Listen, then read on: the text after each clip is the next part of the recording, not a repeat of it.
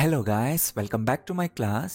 This is class number 5 of the English grammar series and today we are learning the adjectives. So ಈ ಕ್ಲಾಸ್ನ ಪೂರ್ತಿಯಾಗಿ ನೋಡಿ you will get the complete understanding of adjectives. Adjectives ಹೇಗಿರುತ್ತೆ, ಎಷ್ಟು forms ಇರುತ್ತೆ, ನಾವು ಸೆಂಟೆನ್ಸ್ನಲ್ಲಿ ಹೇಗೆ ಪೊಸಿಷನ್ ಮಾಡಬೇಕು, ಹೇಗೆ ಐಡೆಂಟಿಫೈ ಮಾಡಬೇಕು, ಏನು ರೂಲ್ಸ್ ಇದೆ, everything. Alright? So as always, let's start with the definition. What are adjectives? They are the words that describe nouns or pronouns. ಗೊತ್ತಿದೆ ನಮಗೆ, ವರ್ಣನೆ ಮಾಡುವ ಪದಗಳು. By giving more information about their quality, quantity, condition, feeling, size, shape, color or even other characteristics. Right? ನೀವು ತುಂಬ reading ಮಾತಾಡ್ತೀರಿ, ನಿಮಗೆ ಗೊತ್ತೇ ಇರುತ್ತೆ ಯಾವ ಅಡ್ಜೆಕ್ಟಿವ್ಸ್ ಹೇಗೆ ಯೂಸ್ ಮಾಡಬೇಕು ಅನ್ನೋದು. ಬಟ್ ನೀವು ಬಿಗಿನರ್ಸ್ ಆಗಿದ್ರೆ ನಿಮಗೆ ಗೊತ್ತಾಗೋದಿಲ್ಲ ನಾವು ಅಡ್ಜೆಕ್ಟಿವ್ಸ್ನ ಹೇಗೆ ಫೈಂಡ್ ಔಟ್ ಮಾಡೋದು. ಎಲ್ಲಾದರೂ ಓದ್ತಿದ್ರೆ ಅದು ಅಡ್ಜೆಕ್ಟಿವ್ ಅಂತ ನಮ್ಗೆ ಹೇಗೆ ಗೊತ್ತಾಗುತ್ತೆ ಅಂದರೆ ನಾನು ನಿಮಗೆ ಹೇಳ್ತೀನಿ ಈಗ ಹೌ ಟು ಐಡೆಂಟಿಫೈ ಅಡ್ಜೆಕ್ಟಿವ್ಸ್. ಅಡ್ಜೆಕ್ಟಿವ್ಗಳ ಸ್ಪೆಲ್ಲಿಂಗ್ನ ನೋಡಿ, ತುಂಬ ಈಸಿ ಇರುತ್ತೆ. ಅಡ್ಜೆಕ್ಟಿವ್ನ ಎಂಡ್ ಸ್ಪೆಲ್ಲಿಂಗ್ ನೋಡಿ ನಾವು ಐಡೆಂಟಿಫೈ ಮಾಡ್ಬೋದು. Because most of the adjectives end with the spelling y. Angry, busy, wealthy, windy, ಈ ರೀತಿ ವೈ ಸ್ಪೆಲ್ಲಿಂಗ್ ಇಂದ ಎಂಡ್ ಆಗಿರುತ್ತೆ. Not all but most of the time 90% of the words are adjectives. And ತುಂಬ ಸರಿ FUL spelling ಇಂದ end ಆಗಿರುತ್ತೆ adjectives, like beautiful, harmful, peaceful, wonderful. FULL ಅಲ್ಲ, FUL, remember. Able, IBL spelling ಇಂದ ಕೂಡ adjectives end ಆಗುತ್ತೆ, like comfortable, relatable, incredible, visible. So ಈ ರೀತಿ BLE ಸ್ಪೆಲ್ಲಿಂಗ್ ಇದೆ, ನೀವು ಅನ್ಕೋಬೇಕು ಅಡ್ಜೆಕ್ಟಿವ್ಸ್ ಅಂತ. ಹೇಗೆ ಪೊಸಿಷನ್ ಮಾಡಬೇಕು ಸೆಂಟೆನ್ಸ್ನಲ್ಲಿ ಹೇಳ್ತೀನಿ, wait for that. Normal, musical, visual, industrial, presidential, classic, economic, heroic, romantic, magical, alphabetical, political, ಈ ರೀತಿ CAL ಸ್ಪೆಲ್ಲಿಂಗ್ ಇಂದನೂ ಎಂಡ್ ಆಗುತ್ತೆ adjectives. British, childish, selfish, foolish, ಈ ರೀತಿ ಇರೋ ಕೂಡ adjectives. Active, alternative, creative, talkative, endless, motionless, priceless, timeless, ಈ ಥರ ಇದ್ರೂ ಕೂಡ ಅವು ಅಡ್ಜೆಕ್ಟಿವ್ಸ್. ಸಮ್ ಕ್ವಾಲಿಟಿನ ಡಿಸ್ಕ್ರೈಬ್ ಮಾಡ್ತಾನೆ ಇರುತ್ತೆ ಇವೆಲ್ಲ. Ambitious, anxious, dangerous, famous, spontaneous. And most important, ಕೆಲವು ಅಡ್ಜೆಕ್ಟಿವ್ಸ್ ED ಸ್ಪೆಲ್ಲಿಂಗ್ ಇಂದ ಎಂಡ್ ಆಗಿರುತ್ತೆ. Bored, tired, confused, shocked, interested, inspired. And ನೀವೇನು ಅನ್ಕೊಳ್ತೀರಾ, ಇವು ಪಾಸ್ಟ್ ವರ್ಬ್ಸ್ ಅಲ್ವಾ, ED ಸ್ಪೆಲ್ಲಿಂಗ್ ಇದೆ, ಇವು past tense. No, they are not, they are adjectives. Adjectives ಥರಾನೇ ಯೂಸ್ ಮಾಡಬೇಕು, ಹಾಗೇನೆ ಸೆಂಟೆನ್ಸ್ನಲ್ಲಿ ಪ್ಲೇಸ್ ಮಾಡಬೇಕು. In the same way most of the adjectives end with the spelling ING. Boring, tiring, confusing, shocking, interesting, inspiring, ಈ ರೀತಿ ಇರುತ್ತೆ. ಏನು ಎರಡಕ್ಕೂ ಡಿಫರೆನ್ಸ್, ಹೇಗೆ ಸೆಂಟೆನ್ಸ್ನಲ್ಲಿ ನಾವು ಯೂಸ್ ಮಾಡಬೇಕು, ಏನು ಮೀನಿಂಗ್ ಕೊಡುತ್ತೆ ನೋಡ್ತಾ ಇರಿ, ಆಮೇಲೆ ಅದನ್ನು ಎಕ್ಸ್ಪ್ಲೈನ್ ಮಾಡ್ತೀನಿ ನಾನು. ಸೊ ಗೊತ್ತಾಯ್ತಲ್ಲ, ಈ ರೀತಿ ನಾವು ಐಡೆಂಟಿಫೈ ಮಾಡ್ಬೋದು, ಗುರ್ತಿಸ್ಬೋದು. ಇವು ಅಡ್ಜೆಕ್ಟಿವ್ಸ್ ಅಂತ ಗೊತ್ತಾಗುತ್ತೆ. ಆ್ಯಂಡ್ ಒಂದು ವಿಷಯನ, ಒಂದು ಕ್ವಾಲಿಟಿನ ಡಿಸ್ಕ್ರೈಬ್ ಮಾಡ್ತಾ ಇರುತ್ತೆ. So how to position adjectives in sentences. ಎಲ್ಲಿ ಹಾಕಬೇಕು ಸೆಂಟೆನ್ಸ್ನಲ್ಲಿ? There are 2 positions possible. One is before nouns. ಯಾವ ನೌನ್ನ ಡೈರೆಕ್ಟ್ ಆಗಿ ಡಿಸ್ಕ್ರೈಬ್ ಮಾಡುತ್ತೋ ಅವುಗಳ ಹಿಂದೆ. Bright day, honest man, big house, happy moment, famous actor, brilliant student, rich man, white box, tired person, new manager. See ನೌನ್ಸ್ನ ಹಿಂದೆ use ಮಾಡ್ತಿದ್ದೀವಿ and ಆ ನೌನ್ಸ್ನ ಅದು ಡಿಸ್ಕ್ರೈಬ್ ಮಾಡ್ತಾ ಇದೆ. ಇವುಗಳ ಆಸ್ ಅ ಹೋಲ್ ಒಂದು ಕಂಪ್ಲೀಟ್ ನೌನ್ ಆಗಿ ನಾವು ಸೆಂಟೆನ್ಸ್ನಲ್ಲಿ ಈ ರೀತಿ ಯೂಸ್ ಮಾಡ್ಕೋಬಹುದು. Okay, and the next position is after linking verbs. Remember this structure, first ಕ್ಲಾಸ್ನಲ್ಲಿ ಹೇಳಿದೆ. ಲಿಂಕಿಂಗ್ ವರ್ಬ್ಸ್ಗಳ ಜೊತೆಗೆ ಆಫ್ಟರ್ ದೆಮ್ ನಾವು ಅಡ್ಜೆಕ್ಟಿವ್ಸ್ನ ಯೂಸ್ ಮಾಡ್ತೀವಿ. What are linking verbs? ಇವುಗಳ ಜೊತೆಗೆ ನಾವು ಅಡ್ಜೆಕ್ಟಿವ್ಸ್ನ ಯೂಸ್ ಮಾಡಬೇಕು, ನೆನ್ಪಿಟ್ಕೊಳ್ಳಿ. It is nice or it's nice ಅಂತ ಹೇಳ್ಬೋದು. He is honest, she looks rich, the store is near, he became angry, my father felt tired, I was busy yesterday, the children will be safe, the teacher's voice is loud, electric bikes are expensive. Structure ನೋಡಿ, subject ಇದೆ, linking verb ಇದೆ, adjectives ಇದೆ. Got it? ಈ ರೀತಿ use ಮಾಡಬೇಕು. And ನೀವು ಈ ಥರ ತಪ್ಪು ಮಾಡ್ತೀರಾ.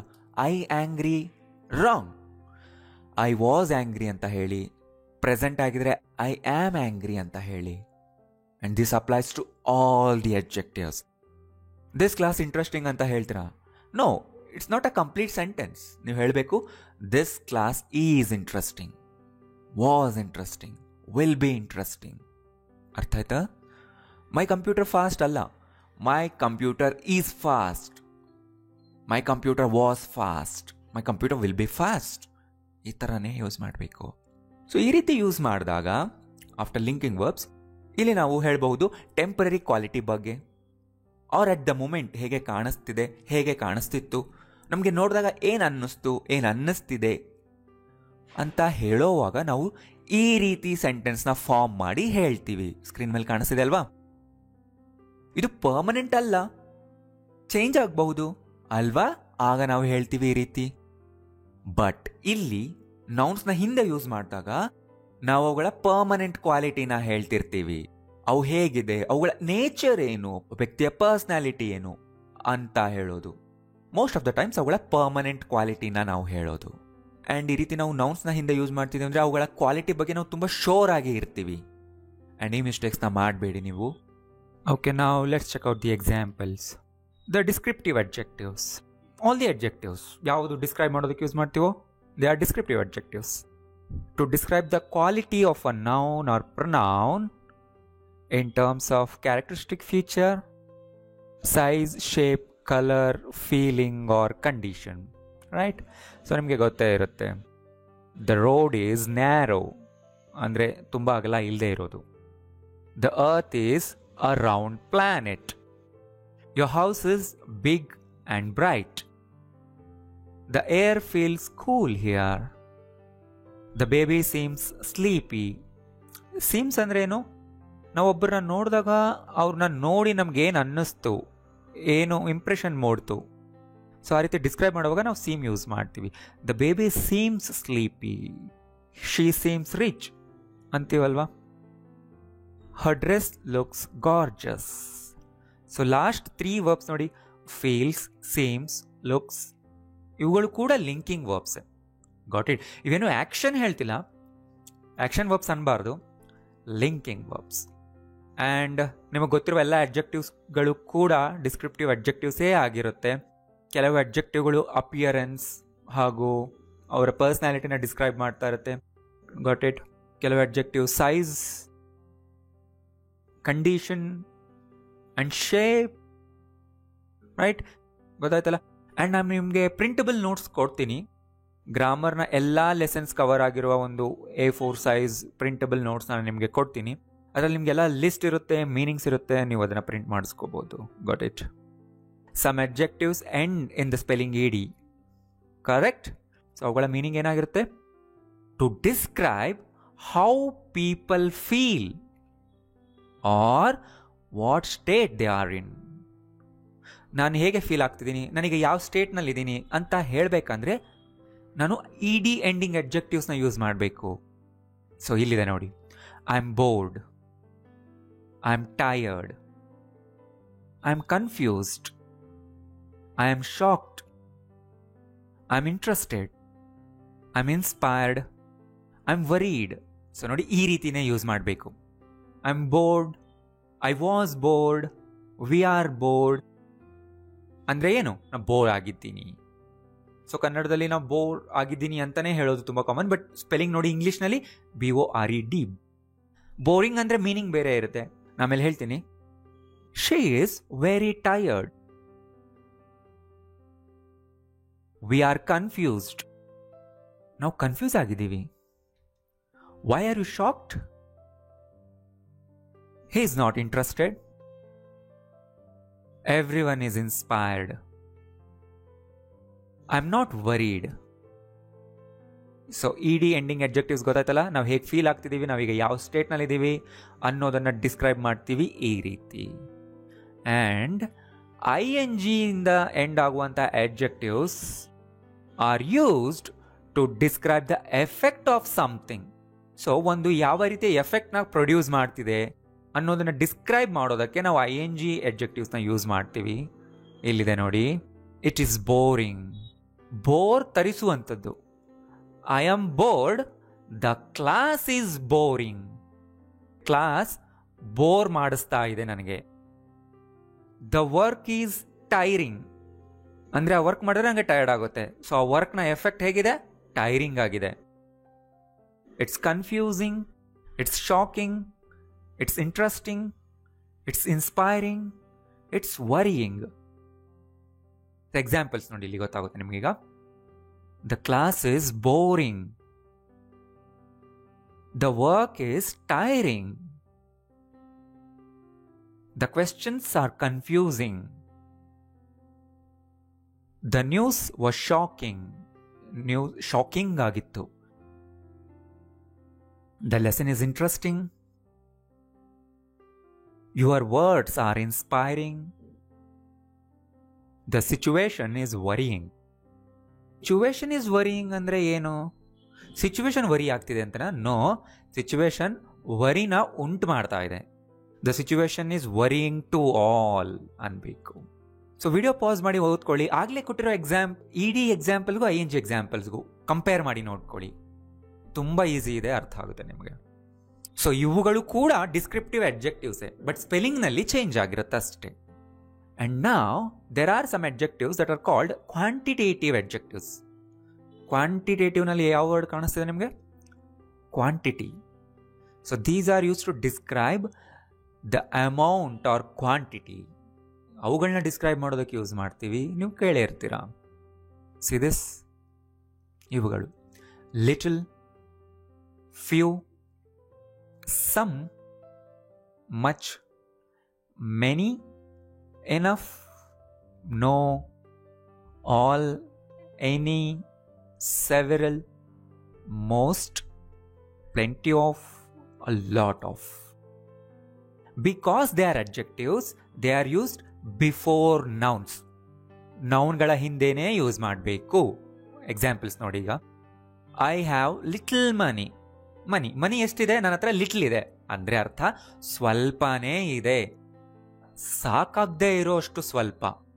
ನನ್ನ ಹತ್ರನೇ ಸ್ವಲ್ಪ ದುಡ್ಡಿದೆ, ನಿನಗೆ ಹೆಂಗೆ ಕೊಡ್ಲಿ ಅಂತೀರಲ್ವಾ? ಆಗ ಹೇಳಿ ಐ ಹ್ಯಾವ್ ಲಿಟಲ್ ಮನಿ ಅಂತ. ಇನ್ನೊಂದು ಫ್ರೇಸ್ ಇದೆ, ಎ ಲಿಟಲ್ ಅಂತ. ಐ ಹ್ಯಾವ್ ಎ ಲಿಟಲ್ ಮನಿ ಅಂದರೆ ಅರ್ಥ ನನ್ನ ಹತ್ರ ಸಾಕಾಗುವಷ್ಟು ಸ್ವಲ್ಪ ದುಡ್ಡಿದೆ. ಯಾವಾಗ ಹೇಳ್ತೀವಿ ಅಂದರೆ ನನ್ನ ಹತ್ರ ಸ್ವಲ್ಪ ದುಡ್ಡಿದೆ, ನಾನು ನಿನಗೆ ಕೊಡ್ತೀನಿ ಅಂತ ಹೇಳೋವಾಗ ಎ ಲಿಟಲ್ ಯೂಸ್ ಮಾಡಿ. I have a little money, I will lend you some. See, but ಇಲ್ಲಿ ನೋಡಿ, ಲಿಟಲ್ ಮನಿ ಅಂದರೆ ಸಾಕಾಗದೇ ಇರೋಷ್ಟು ಸ್ವಲ್ಪ. ಐ ಹ್ಯಾವ್ ಲಿಟಲ್ ಮನಿ, ನನ್ನ ಹತ್ರ ಸ್ವಲ್ಪನೇ ದುಡ್ಡಿದೆ, ನಿನಗೆ ಕೊಡೋಕ್ಕಾಗಲ್ಲ. ಮನಿ, ಟೈಮ್, ವಾಟರ್, ಎಲೆಕ್ಟ್ರಿಸಿಟಿ ಈ ಥರದ ನೌನ್ಗಳ ಹಿಂದೆ ನಾವು ಯಾವಾಗಲೂ ಲಿಟಲ್ ಯೂಸ್ ಮಾಡ್ತೀವಿ. ಕೌಂಟ್ ಮಾಡೋಕೆ ಬಂದರೆ ಫ್ಯೂ ಯೂಸ್ ಮಾಡಿ ಅಷ್ಟೇ. I have few friends here ಅಂದರೆ ಇಲ್ಲಿ ನನಗೆ ಕೆಲವು ಫ್ರೆಂಡ್ಸ್ ಇದ್ದಾರೆ, ತುಂಬ ಜನ ಇಲ್ಲ, ಕೆಲವೇ ಜನ. I have some money. Some money ಅಂದರೆ ಸ್ವಲ್ಪ ದುಡ್ಡು. ಎಷ್ಟು ಅಂತ ಕ್ವಾಂಟಿಟಿ ಗೊತ್ತಿಲ್ಲದೆ ಇದ್ದಾಗ ನಾವು ಸಮ್ನ ಯೂಸ್ ಮಾಡ್ತೀವಿ. ತೀರಾ ಕಡಿಮೆನೂ ಅಲ್ಲ, ತೀರಾ ಜಾಸ್ತಿನೂ ಅಲ್ಲ, ಬಟ್ ಎಕ್ಸಾಕ್ಟ್ ಕ್ವಾಂಟಿಟಿ ಗೊತ್ತಿಲ್ಲದೆ ಇದ್ದಾಗ ಸಮ್ ವರ್ಡ್ನ ಯೂಸ್ ಮಾಡ್ತಾರೆ. I don't have much money. So ಈಗ ಮಚ್ ಮನಿ ಬಂತು ಅಂದರೆ ನನ್ನ ಹತ್ರ ಹೆಚ್ಚು ದುಡ್ಡಿಲ್ಲ. ಮಚ್ ಅನ್ನೋದು ತುಂಬ ಸರಿ ನೆಗೆಟಿವ್ ಸೆಂಟೆನ್ಸ್ನಲ್ಲೇ ಯೂಸ್ ಮಾಡ್ತೀವಿ. I have many friends. So ಇದು ಫ್ಯೂ ಫ್ರೆಂಡ್ಸ್ಗೆ ಆಪೋಸಿಟ್. ಫ್ಯೂ ಫ್ರೆಂಡ್ಸ್ ಅಂದರೆ ಸ್ವಲ್ಪನೇ ಫ್ರೆಂಡ್ಸ್, ಮೆನಿ ಫ್ರೆಂಡ್ಸ್ ಅಂದರೆ ತುಂಬ ಜನ ಫ್ರೆಂಡ್ಸ್. ಮತ್ತೊಂದು ವಿಷಯ, ಮೆನಿ ಅನ್ನೋದು ಕೌಂಟಬಲ್ಸ್ ಜೊತೆ ಯೂಸ್ ಮಾಡಬೇಕು, ಮಚ್ ಅನ್ನೋದು ಅನ್ಕೌಂಟಬಲ್ ನೌನ್ ಜೊತೆ ಯೂಸ್ ಮಾಡಬೇಕು. ತುಂಬ ಸಿಂಪಲ್ ಇದೆ. ನೀವು ಇಷ್ಟೇ ಎಕ್ಸಾಂಪಲ್ಸ್ನ ಕಲೀರಿ. ಈಗ ಮುಂದೆ ಹೋಗ್ತಾ ಹೋಗ್ತಾ ಇನ್ನೂ ಡಿಫ್ರೆಂಟ್ ವೆರೈಟೀಸ್ ಆಫ್ ಎಕ್ಸಾಂಪಲ್ಸ್ ಕಲಿಯುವಾಗ ಇನ್ನಷ್ಟು ಡೌಟ್ಸ್ ಕ್ಲಿಯರ್ ಆಗುತ್ತೆ ಅಲ್ಲಿ. ಈಗಲೇ ತುಂಬ ನೀವು ವರಿ ಆಗಬೇಡಿ, ನನಗೇನು ಅರ್ಥ ಆಗ್ತಿಲ್ಲ ಅಂತ. ನಾನು ಎಷ್ಟು ಹೇಳ್ತೀನೋ ಅಷ್ಟರ ಮೇಲೆ ಫೋಕಸ್ ಮಾಡಿ. ಐ ಡೋಂಟ್ ಹ್ಯಾವ್ ಎನಫ್ ಮನಿ ಅಂದರೆ ಸಾಕಷ್ಟು ದುಡ್ಡು ಇಲ್ಲ. ಐ ಹ್ಯಾವ್ ನೋ ಮನಿ ಅಂದರೆ ಎಷ್ಟೂ ದುಡ್ಡಿಲ್ಲ. ಸೊ ಈ ಕ್ವಾಂಟಿಟಿನ ಹೇಳೋವಂತಹ ಅಡ್ಜೆಕ್ಟಿವ್ಸ್ ಇದು. ಯಾವಾಗಲೂ ನೌನ್ಸ್ನ ಹಿಂದೆನೇ ಈ ರೀತಿನೇ ಯೂಸ್ ಮಾಡಿ. Adjectives can exist in different forms. Compound nouns ಕೇಳಿದ್ರಿ ಅಲ್ವಾ? When there are two or more words joined together to form a single noun. ಅದೇ ರೀತಿನೇ ಇಲ್ಲೂ ಕೂಡ when two or more words joined together to form a single adjective. part-time, well-dressed, high-tech, good-looking, well-known, homemade, mouth-watering. And ನೋಡಿ ಎಲ್ಲ ಕಡೆನೂ ಮಧ್ಯದಲ್ಲಿ hyphen ಇದೆ. ಇಲ್ಲಂತೂ ನೀವು ಹೈಫನ್ನ ಮಿಸ್ ಮಾಡಬಾರ್ದು. ವರ್ಡ್ಸ್ಗಳನ್ನ ಜಾಯಿನ್ ಕೂಡ ಮಾಡಬಾರ್ದು, ಸ್ಪೇಸ್ ಕೂಡ ಕೊಡಬಾರ್ದು, ಮಧ್ಯದಲ್ಲಿ ಒಂದು ಹೈಫನ್ ಹಾಕಲೇಬೇಕು. ಬಟ್ ತುಂಬ ಕಡೆ ಮಿಸ್ ಆಗಿರುತ್ತೆ, ಅದು ಅವ್ರಿಗೆ ನಾಲೆಜ್ ಇರೋದಿಲ್ಲ. ತುಂಬ ಸರಿ ಅದೇ ಥರ ಪ್ರಿಂಟ್ ಕೂಡ ಮಾಡಿರ್ತಾರೆ, ಬಟ್ ನೀವು ನೆನ್ಪಿಟ್ಕೊಳ್ಳಿ. ರೈಟ್, ಎಕ್ಸಾಂಪಲ್ಸ್ ನೋಡಿ. I want a part time job. So ಇಲ್ಲಿ ನೋಡಿ, ಪಾರ್ಟ್ ಟೈಮ್ ಇದು ಅಡ್ಜೆಕ್ಟಿವ್. ಆ ಅಡ್ಜೆಕ್ಟಿವ್ನಲ್ಲಿ 2 ವರ್ಡ್ಸ್ ಇದೆ. ಆ್ಯಂಡ್ ಜಾಬ್ ಅನ್ನೋದು ನೌನ್. Got it? ಸೊ ನೌನ್ನ ಹಿಂದೆ ಅಡ್ಜೆಕ್ಟಿವ್ ಬಂದಿದೆ, ಆ್ಯಂಡ್ ಆ ಅಡ್ಜೆಕ್ಟಿವ್ನಲ್ಲಿ 2 ವರ್ಡ್ಸ್ ಇದೆ. A well dressed woman. It's a high tech computer. He is a good looking boy. It is a well known restaurant. These are homemade pickles. The sweets were mouth-watering. ಗೊತ್ತಾಯ್ತಲ್ವಾ? Compound ಅಡ್ಜೆಕ್ಟಿವ್ಸ್ನಲ್ಲಿ sometimes number and noun combination ಕೂಡ ಇರುತ್ತೆ. ಇಲ್ಲಿ ನೋಡಿ, 2 litre bottle. ಎಂಥ bottle? 2 litre bottle. So 2 litre ಅನ್ನೋದು adjective. Yes, that's an adjective. Bottle ಅನ್ನೋದು noun. And ನೀವೇನಾದರೂ 2 litres bottle ಅಂದರೆ ರಾಂಗ್. ಪ್ಲೂರಲ್ ಯೂಸ್ ಮಾಡಬಾರ್ದಿಲ್ಲಿ, ನೆನ್ಪಿಟ್ಕೊಳ್ಳಿ. 5 minute ವಾಕ್. ಆ ವಾಕ್ನ ನಾನು ಅದರ ಡಿಸ್ಟೆನ್ಸ್ನ ಮೇಲೆ ಡಿಸ್ಕ್ರೈಬ್ ಮಾಡ್ತಾ ಇದ್ದೀನಿ. ಸೊ ಆ ವಾಕ್ ಮಾಡಿದರೆ 5 minutes ಅಷ್ಟೇ ಆಗುತ್ತೆ. ಸೊ ಅವಾಗ ಹೇಳ್ತೀನಿ, it's a 5 minute walk. 5 space minutes ಅಲ್ಲ, 5 minute walk. 10 minute break. 10 minutes ಮಾತ್ರ ಇರುವಂಥ ಬ್ರೇಕ್ಗೆ ಹೇಳ್ತೀವಿ a 10 minute break. 3 month course ಅಂದರೆ 3 ಮಂತ್ಗಳ ಕಾಲ ಇರುವಂಥ ಕೋರ್ಸ್ನ ನಾನು ಡಿಸ್ಕ್ರೈಬ್ ಮಾಡ್ತಾ ಇದ್ದೀನಿ. ಅ 3 month ಕೋರ್ಸ್. ಅ 5-year-old ಬಾಯ್. ಇಲ್ಲೂ ಕೂಡ ತುಂಬ ಜನ ಮಿಸ್ಟೇಕ್ ಮಾಡ್ತಾರೆ. 5 years old ಬಾಯ್ ಅಲ್ಲ, 5-year-old ಬಾಯ್ ಅಂತ ಬರಬೇಕು. 5-year-old ಸಿಂಗಲ್ ವರ್ಡ್ ಅದು, ಅಂಡ್ ಅದು ಅಡ್ಜೆಕ್ಟಿವ್. ಬಾಯ್ನ ಡಿಸ್ಕ್ರೈಬ್ ಮಾಡ್ತಾ ಇದೆ. 2 month-old baby.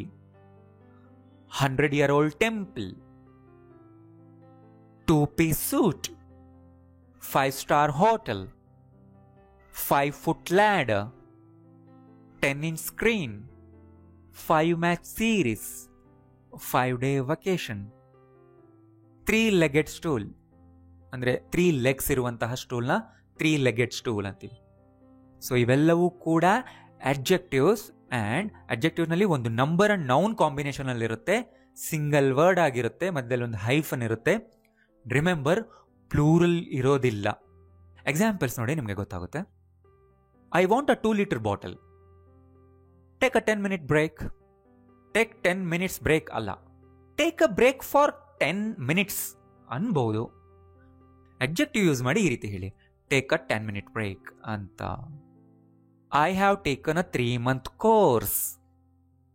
Ravi is a 5-year-old boy. Ravi is a boy. He is a 5-year-old boy. He is a 5 years old boy ಅಂದ್ರೆ wrong. He is 5 years old ಅನ್ಬಹುದು. But ಇಲ್ಲಿ ಬಾಯ್ನ describe ಮಾಡ್ತಾ ಇದೆ 5-year-old ಅನ್ನೋ word, ಆದ್ರಿಂದ ಅದು plural ಆಗಿರಬಾರ್ದು, ಒಂದಲ್ಲಿ hyphen ಇರಬೇಕು. India will play a 5-match series. A series, a 5-match series. He bought a 2-piece suit. They went on a 5-day vacation. Got it? Confusion ಆಗ್ತಿದ್ರೆ it's okay, I understand. ನೀವು ಇನ್ನೊಂದು ಸರಿ video ನೋಡಿ. First time notice ಮಾಡದಿರೋ ಅಂತ ಎಷ್ಟೋ ವಿಷಯಗಳು second time, third time notice ಮಾಡ್ತೀರಾ. Right? ಇನ್ನೊಂದು ಸರಿ ನೋಡಿ, ನೋಟ್ಸ್ ಮಾಡಿಟ್ಕೊಳ್ಳಿ. ವಿಡಿಯೋ ಏನಾದರೂ ನಿಮಗೆ ನಿಜವಾಗ್ಲೂ ಯೂಸ್ಫುಲ್ ಅನ್ಸಿದ್ರೆ ಲೈಕ್ ಮಾಡಿ, ಆ್ಯಂಡ್ ಪ್ಲೀಸ್ ಎಲ್ಲರಿಗೂ ಶೇರ್ ಮಾಡಿ. Thank you.